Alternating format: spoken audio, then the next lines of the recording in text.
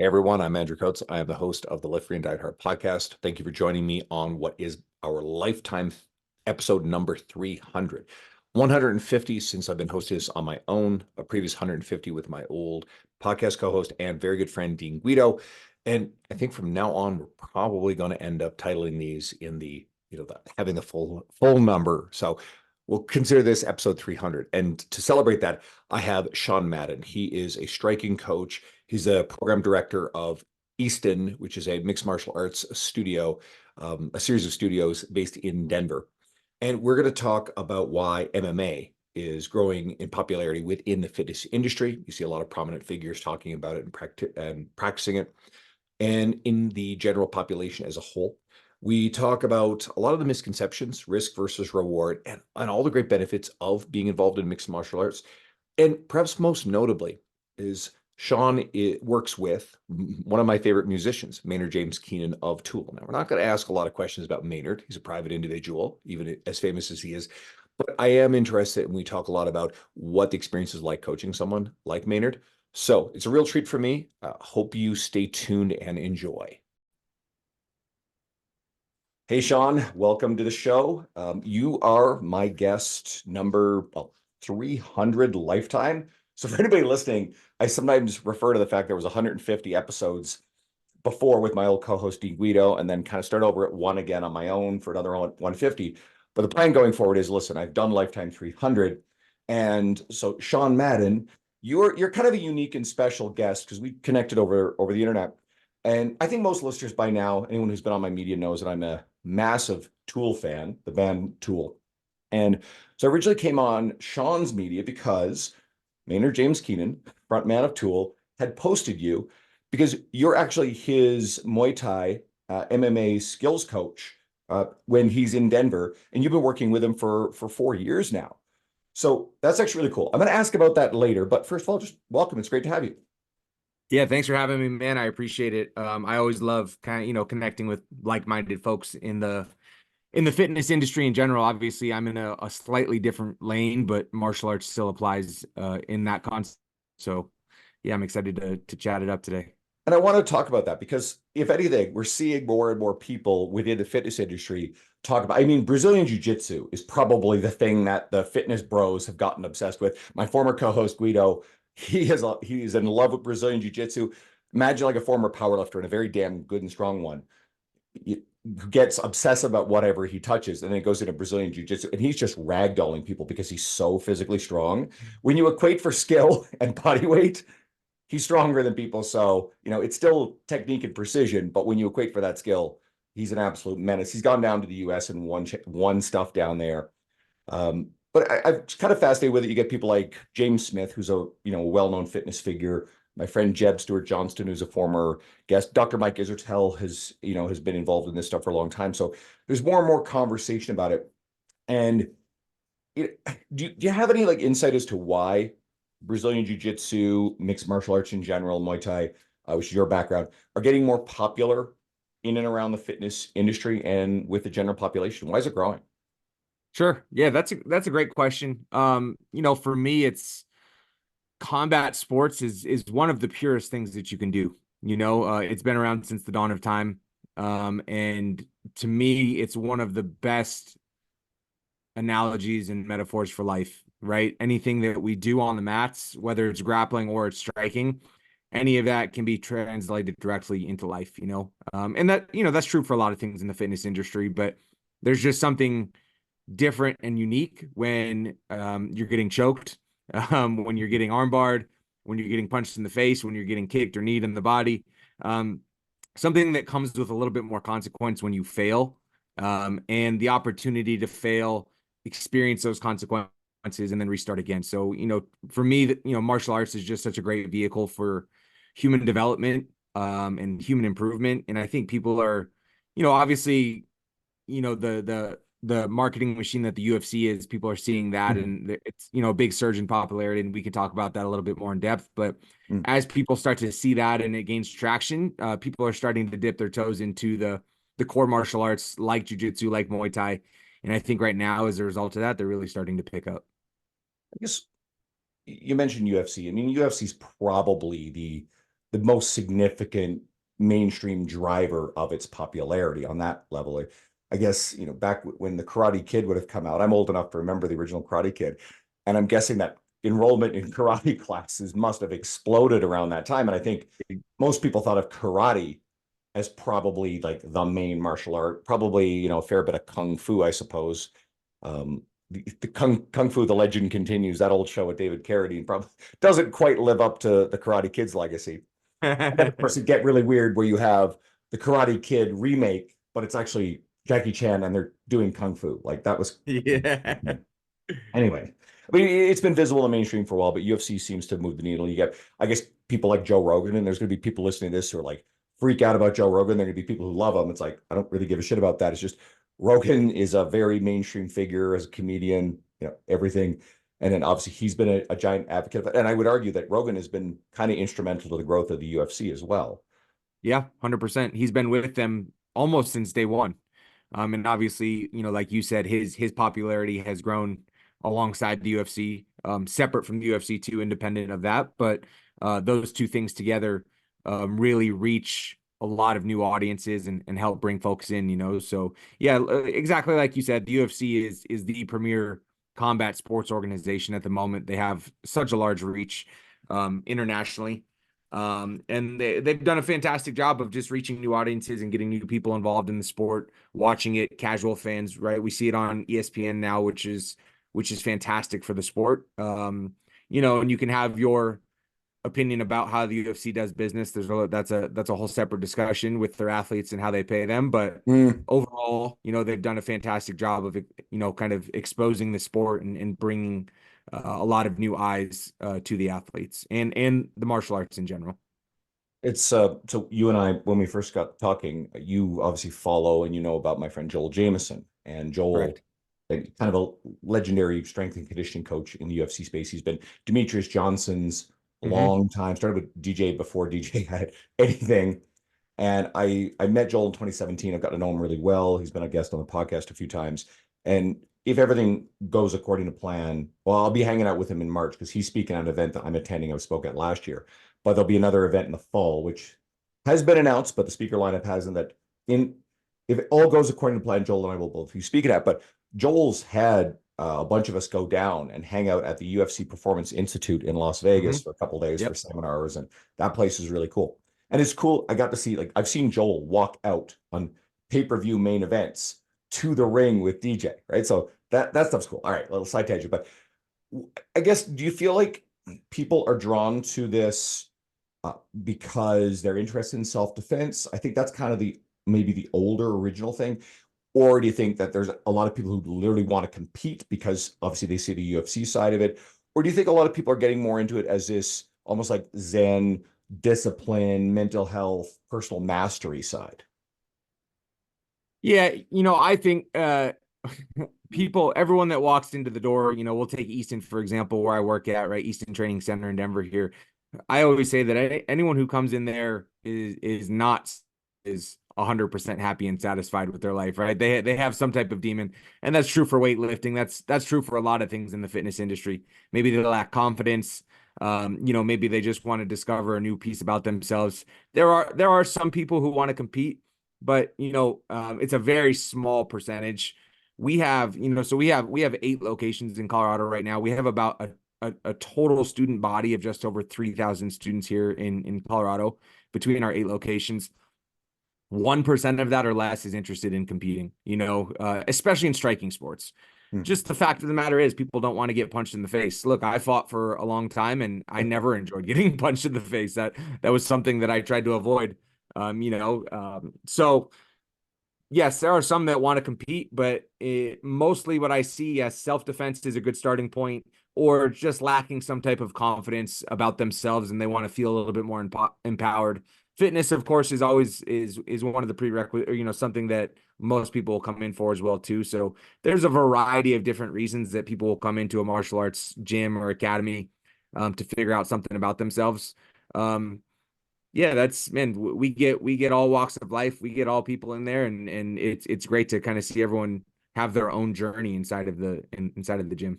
You just hit on something that I think the more enlightened fitness professionals usually say or understand is it's not about fitting people to your preferred methodology or ideology about training. It's like you get CrossFit coaches that I don't pick on CrossFit coaches disproportionately. I mean, they're fun to take the piss out of, but I actually respect what CrossFit does on the greater scale of things. But you get a CrossFit coach and they tend to think, well, everybody needs to do CrossFit. It's like not everybody's going to love CrossFit. Now, I'm a big believer in you do what you love, you get people to self-select to your methods, but it's about getting people active, moving, mentally healthy, physically healthy. I can imagine there's tremendous mental health and cardiorespiratory and metabolic health benefits to being a lifelong practitioner of martial arts, right? 100%. And it 100%. probably, there's resistance-based stuff, especially when you're, combat, whether sparring or competition. So I could see that being, probably on a similar level to a lot of resistance-based training. Now, I suppose here's one thing you alluded to the striking and getting hit. Are there any misconceptions about the risk versus reward of the experience? In particular, the risk of injuries. One of my good friends, now this is a freak accident, so not to scare anybody, but he's a Brazilian jiu-jitsu guy, former CFL player. I mean, he's strong, tough, disciplined, and got compartment syndrome in his Hmm. leg due to just some ankle lock that went wrong, didn't know what was going on. Eventually went into the hospital, figured something weird. He jokes about how he like packed a bag and everything. It wasn't a big rush. And then I hear about this, doesn't even tell anybody. And so one of my other buddies says it. And so I text him, I was like, yo, you okay? Everything all right? He's like, yeah, 50-50. This is going to sound horrifying. Like, I don't want to scare people, but 50-50, I might lose my leg. Yeah. And so he's making jokes. This guy's just built different. He's like, well, I'll play murder ball, which is like wheelchair basketball, if that happens. Anyway, it turns out he actually recovered really well. Fine. He had like Good. fasciotomy, both sides of his calves. He's in the gym a month later, working out, and he recovered great. And probably due to the literally how physically fit he'd been. That's a worst case scenario that could literally happen to anybody, freaky stuff. But when it comes down to the everyday, what do you see in terms of injury rates or other risks? Yeah, that's a great question. I think that is kind of on the forefront of a lot of people's minds, especially as they start to what I would say or call train live on both sides of the mat, right? So in jiu-jitsu, that would be randori or live grappling, right? Which comes at a certain point in time in your training journey. And then for Muay Thai, that would be sparring, right? And same thing.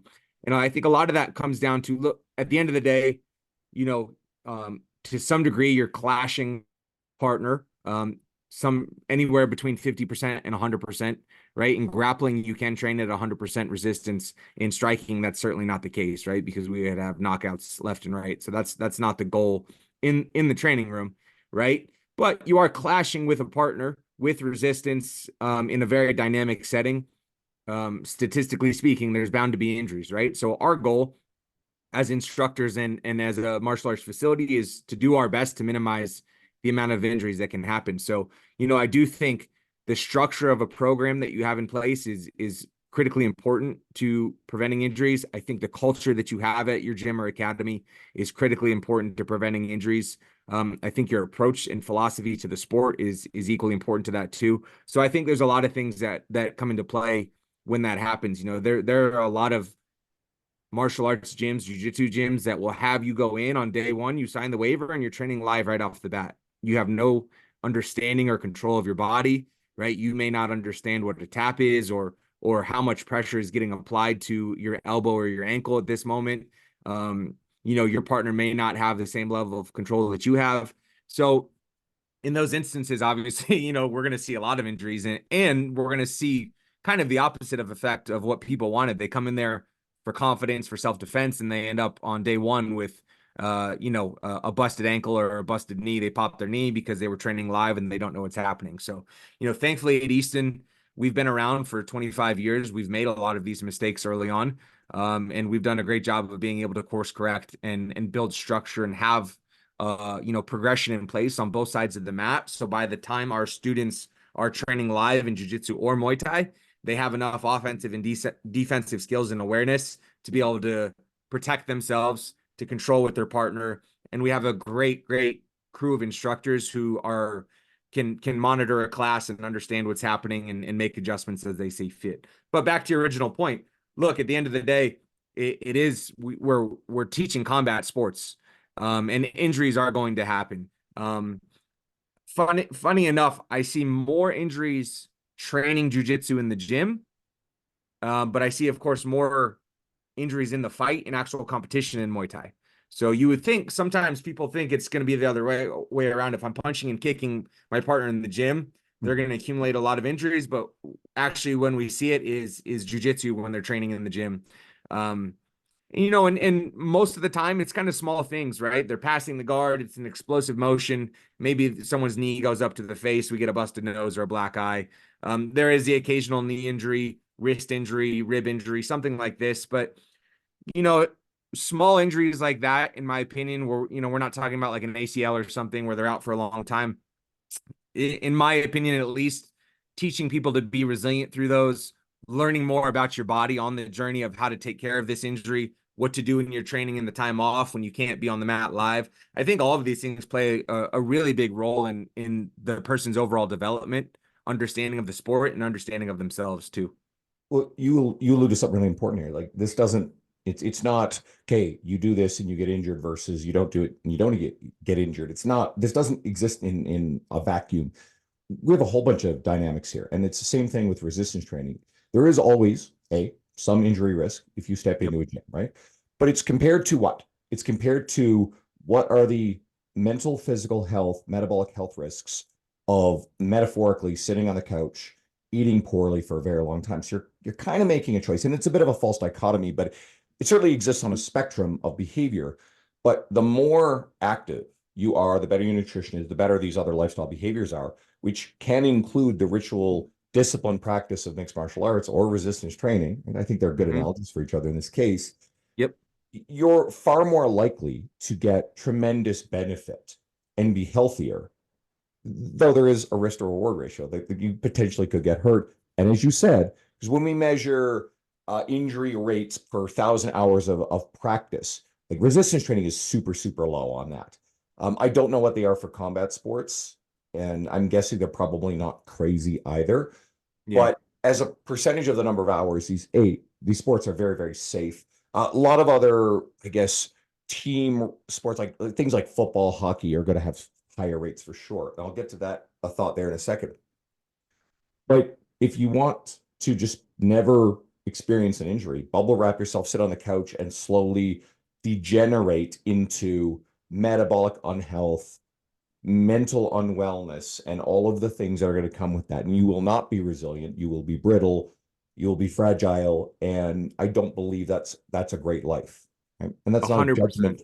That's not a judgment on anybody who, through no fault of their own, is unable to do some of these things. But it's more a, hey, here's a little reminder for the people that you have a choice if you have that ability.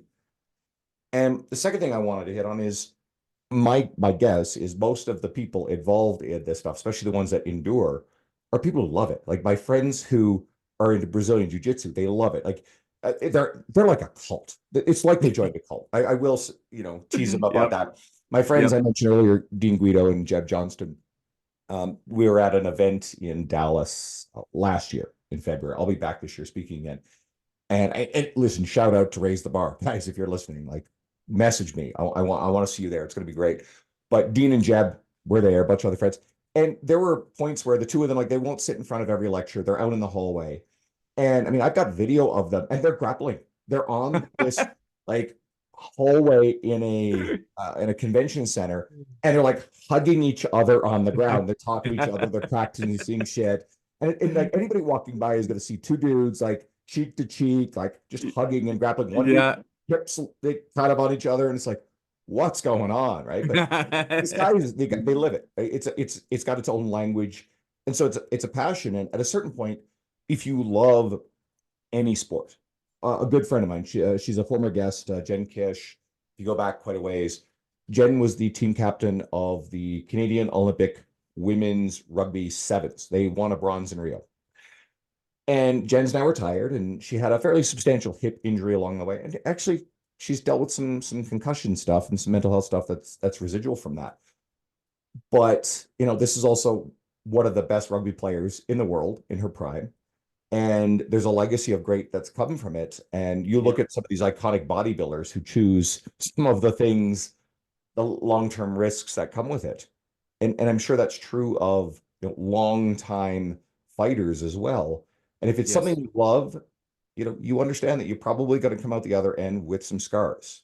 Yep. And it's something that I just hope that people go in. And again, your average person wanting to just get healthy and start is probably not facing those same risks.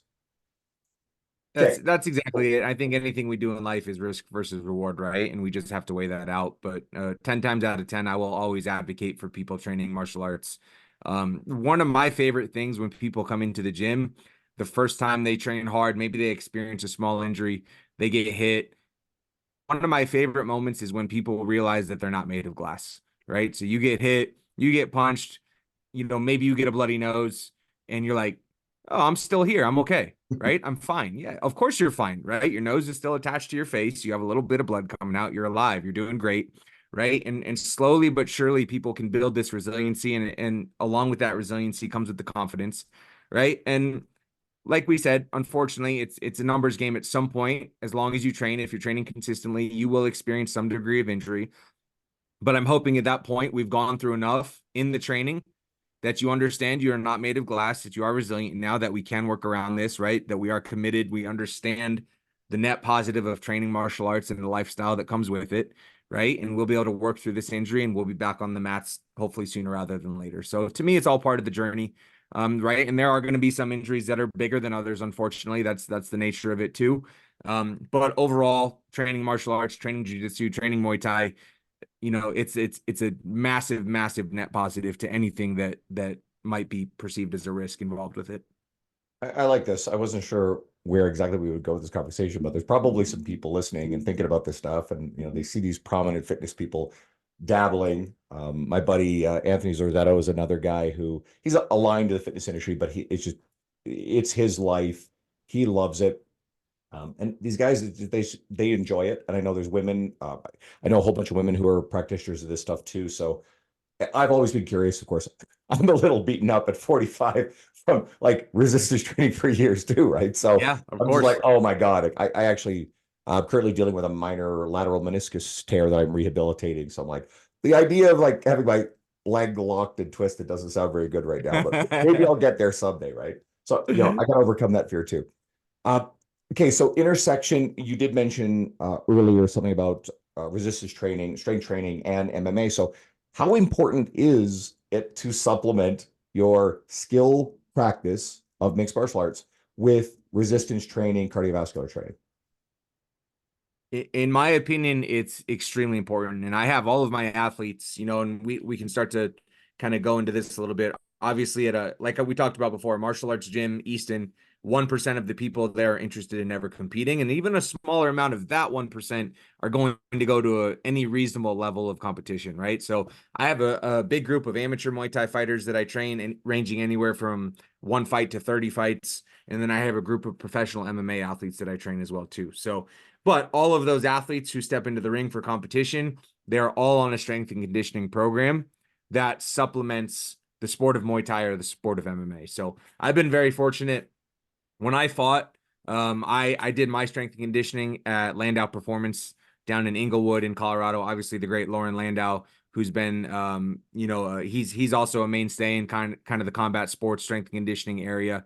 Um, he's now shout out to Lauren. He just became the strength and conditioning director over at Notre Dame football. So he's heading out to South Bend. He just got that job, which is awesome. I'm super stoked for him. But their program at Landau has been a foundation of my personal training when I was an athlete. And then any athlete that I've worked with for my MMA guys, I've sent there as a result since. So their philosophy has always been, and I really align myself with this, is that the weight room and what they're doing there is not the main focus. Their goal is to build good athletes, strong athletes, healthy athletes that allows them to really pour their energy into their sport specific work. And you look at something like MMA, it's such a dynamic sport. These guys in any given week have practices that include striking, grappling, wrestling, strength and conditioning, maybe road work, right? We're talking about 5 or 6 different types of training multiple times a week. Some of these guys are putting in 15 sessions a week as they get ready for, a professional fight. So you look at someone like Lauren Landau or one of my guys, Aaron Porter over there at Landau Performance. He's a phenomenal strength and conditioning coach that's been there for a long time. his job is he has to kind of navigate around the current training schedule that they have. He has to put in work that is going to support that and not take away from that, right? In my opinion, as a striking coach and a head coach for some of these guys, their most important days in the gym are their sparring days, because sparring is the closest thing to the fight. That's the sports specific stuff. So if they're doing things in the weight room, like trying to PR, right, when they're deadlifting, trap bar squatting, back squatting, and then they go into sparring the next day and their legs are fried, their nervous system is fried because they tried to pick up too much weight. We lost an entire day of sparring where I get the closest view of how they're doing and how they're preparing for the fight. So a good strength and conditioning coach inside of the combat sports space knows that their job is to keep these guys healthy and supplement the work that they're doing now and not detract from it. So I've been fortunate to align myself with a lot of coaches that have that philosophy. We take the same approach with our athletes, and the result over the years has been fantastic. We have athletes that are bigger, stronger, faster, with a lot less injuries over the course of a year because they're staying consistent in the weight room and because they're using that work to supplement their sport specific work. So I'm a big believer in strength and conditioning for the combat sport athletes. And I mentioned Joel Jameson earlier. And Yep. first of all, for coaches, if you guys aren't following Joel, go follow Joel. Go back and listen to my Yes. episode with him. But check out his course. So he gave me his course, the certified conditioning coach, a while ago. And the big emphasis here is on the stamina conditioning. And he does a really good job explaining what he truly means by conditioning, because we're not just talking about endurance. Technically, conditioning is so much more of a broader concept. But we've talked a lot about injuries. One of the main risk factors of injury is poor sleep, poor nutrition, poor recovery, uh, simply doing too much volume, too much intensity with your training, and being able to balance those two things against, as you talked about, the output and the demands of your skill work and your striking, your combat work. It's a delicate balance. I like Yep. Joel's stuff. Anybody who wants to learn a lot more about this, and it's not just restricted for mixed martial arts, even though it's framed around that. It's actually really good for any sport, any coach, any athlete. So that's the balance. And it makes sense. I'm guessing as well, for someone to say, well, I'm just not going to do any of that so that way I have all my energy for skill work. Well, that's not the answer either, because you need to develop the physical strength, because that's going to Correct. be a very key component to actually being successful at this, to build the stamina, because a lot of fights are won or lost based on your ability not to gas out during the match, right? If you can go Exactly. hard and throw, we've all seen the local tough guy, street fighter, throws a bunch of punches, but in 15 seconds, 20 seconds, all of a sudden, like, he's gassed, he's done. Yep.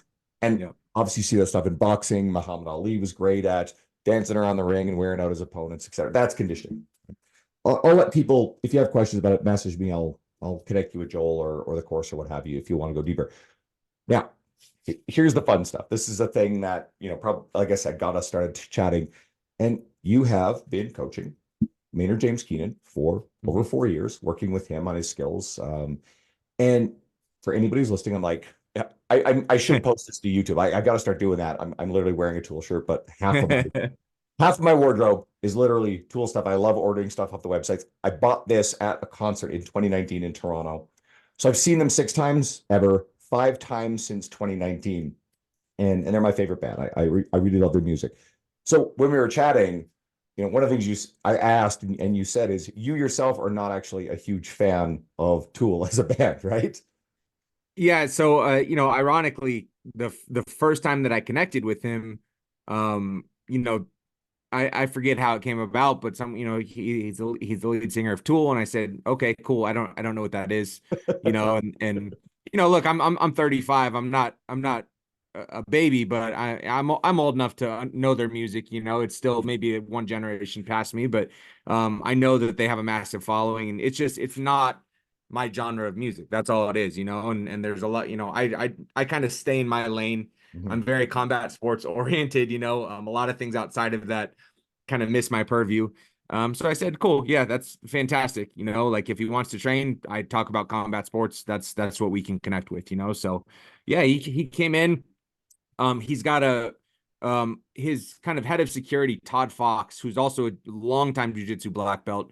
He was in the Marine Corps. He does a lot of executive protection for Maynard, for a lot of other, kind of celebrity singers and bands and stuff like that.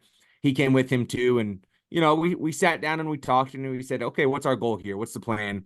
Right. And like I said earlier, Maynard, for him, learning Muay Thai and understanding Muay Thai was about managing the distance, which, jujitsu is a very, very similar thing too. It's just at a different distance. But your jujitsu is rendered ineffective if you can't get to someone and take them down and get your hands on them. So our first couple lessons were about managing that space, staying safe in that space, and understanding how to close that space if someone is striking at you, or how to use your strikes to close that space. So, something that I really love about Maynard is that, aside from his work ethic and his mentality of being a student at everything, which is really impressive, um, he has goals, he has structure, he knows what he wants, right? Like I said, he was not just coming to learn Muay Thai and just, teach me whatever. He had a plan in place, and his plan was specific to his lifestyle and keeping him safe and keeping him, doing what he loves to do best, and combining it with something he's familiar with already, which is jujitsu. So, coming from someone who has OCD and likes structure and likes things very organized, I connected with that very easily, and we were able to kind of put a plan together in place and execute from there. So that's kind of how our relationship started. Look, I don't know how old Maynard is at this point. He's what, six? He's right around 60. So Yeah. I'll preface some stuff here.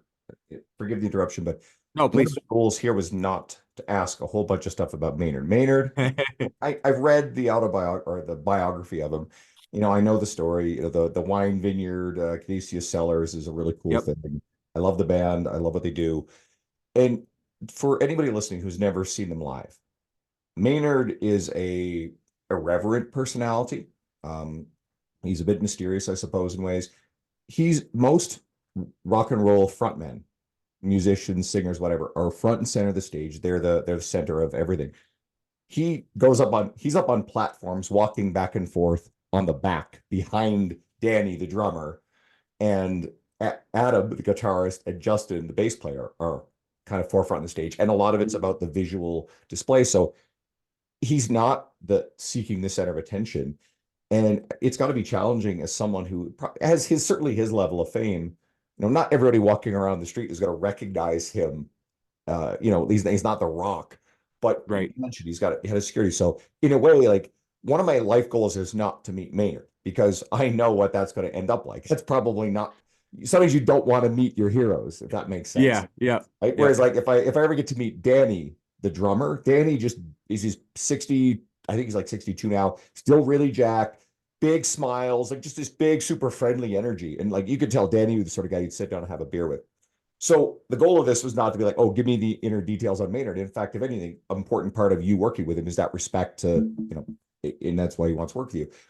But I guess, and I want you to continue, but I also want to get into just some of the things you have to navigate working with someone, in that position, who has private security, who is going to be in the gym at the same time as some people are going to be like, oh my God, that's Maynard. Can I go get his Yep. autograph? Right. Yep. So please. Yeah. I think he does a fantastic job of kind of navigating that. Obviously, that's been his existence for a long time now, right? But yeah, it's an interesting dynamic. It's a student that I don't see very often, right? It's like always, any client that we have to consider their age. We have to consider their level of fitness already. We have to consider their schedule outside of here. And you and I both know Maynard has a pretty insane schedule with multiple bands, the wine, the restaurant. He's got his own jiu-jitsu academy down in Arizona now that he opened up. Yeah, his plate is just possible at all times, So, okay, what is my goal here? How do I have to interact with him to make sure maximize our time and be as efficient as possible, and that he can retain the information that I'm teaching him? So my goal is, in an hour session or 90 minutes, whatever we're training, it has to be one or two, or at the most three key takeaways, something that he can practice either on his own when he's on the road touring, something that Todd can work with him while they're on the road together. And, Maynard is the type of guy that he brings mats, jujitsu mats, in the tour bus, right? And when they go to their tours, he calls people, they roll the mats out before the show, and they train. So, he has the opportunity to practice this stuff. It's maybe not always the coaches there at that time. So I just want to make sure when we get together, I'm giving him bite-sized, relevant information that he can use, that he can work on his own, that will translate into real life if, God forbid, the need arises, right? But man, he's just something that I really like and respect about Maynard. Like I said, I don't follow the music. It's just not my genre, but he's a student of the game. He's a student of martial arts. Anyone who is willing to start Muay Thai, a striking based sport, in their mid 50s, I have a ton of respect for. It's not easy. And he has his own set of injuries that he deals with, being on tour, training jujitsu, those are other things that we have to consider. So anyone who's starting Muay Thai at that stage in their life, man, I have a ton of respect for, and also someone who's as accomplished as he is. I've worked with plenty of people who have accomplishments that, they lose kind of that student mentality, or what we call the white belt mentality when we're a beginner student again. You and I both know the key to learning and the key to growing is keeping that student mentality and continuing to learn. He does a phenomenal job with that. When he steps on the mat, okay, he's got a black belt in jiu-jitsu now, which he just got, which was awesome. That happened a couple of weeks ago. I was supposed to go down there to his academy and I wasn't able to make it. But shout out to Maynard for getting the black belt. But on the other side, if we had a ranking system in Muay Thai, he would be a white belt. So when he steps on the mat, he kind of sets everything else aside, right? Anything that he's accomplished has nothing to do with what we're working on today. And he is still able to carry kind of that white belt mentality into our striking sessions, which, in my opinion, is what makes him so successful overall.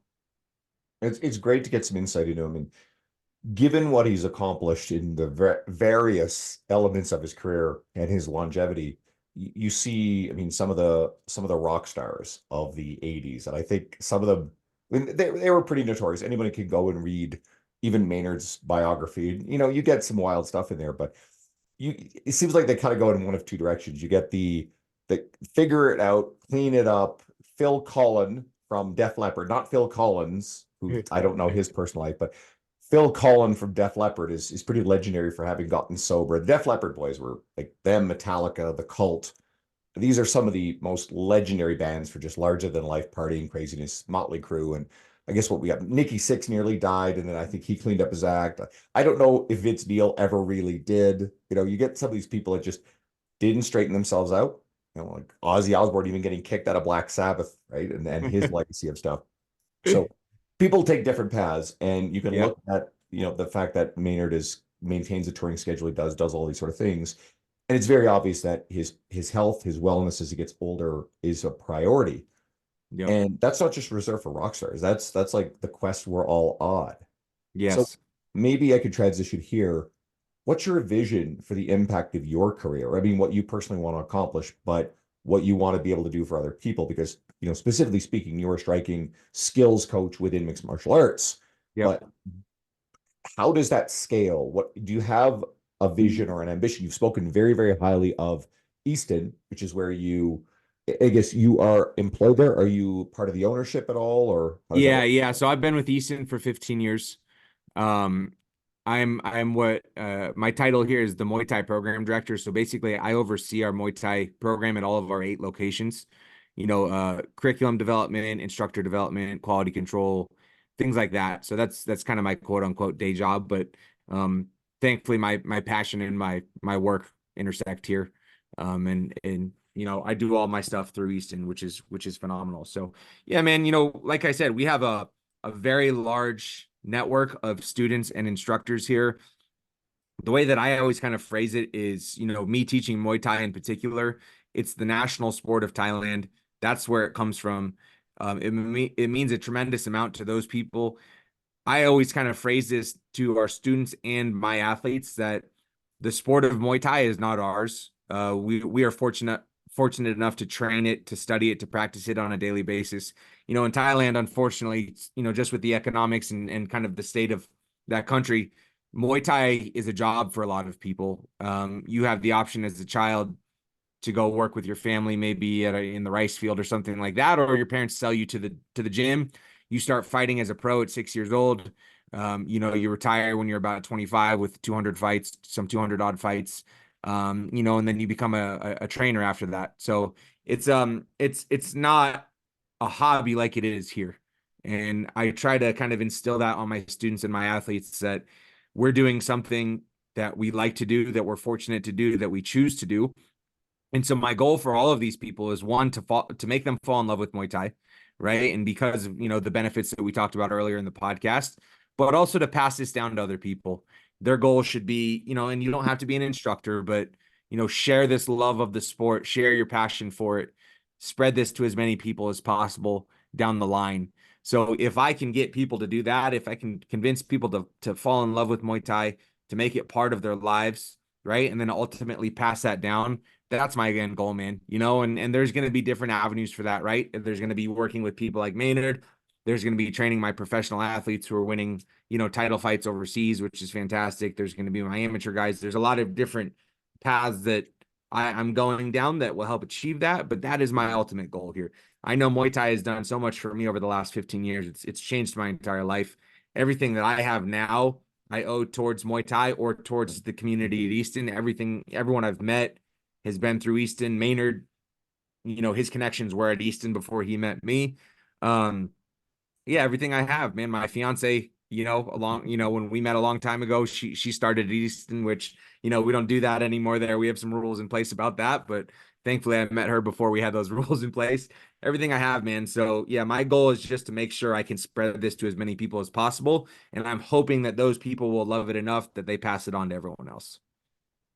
And it's like when you talking about what the gym's done for me, right? Most of my close friends I've met in the gym. Yep. I have a career I love. I couldn't imagine. I look back and think about the stuff that I get to do. I just got brought out to a mountain retreat, this Nordic spa by a friend of mine who's a gym owner celebrating their first anniversary of a rebrand. Shout out to Matt Manti. Now, Matt won't listen to these because he's actually hearing impaired, but his head coach, Joanne, will. So, hey, Joanne, thanks for bringing me out. And they did a wonderful time. And I get to just hang out this like it's cold here right now. I know it's actually pretty cold in Denver too, but Yep. Yep. it's bloody cold here, right? So I didn't realize like Nordic spa, like okay, cool, like nice spa, right? I'm picturing one thing. No, this bloody thing is outdoors. These pools, cold plunge pools, hot pools, what have you. I'm like, you're kidding me, right? Now it was beautiful. Spent 4.5 hours out at it, ran into some old friends. It's about 4 hours drive away from Edmonton where I am, but it got beautiful, incredible time. And you get to do stuff like that or get flown around to speak at some of these events and write for the stuff I do. It's like this is a dream job.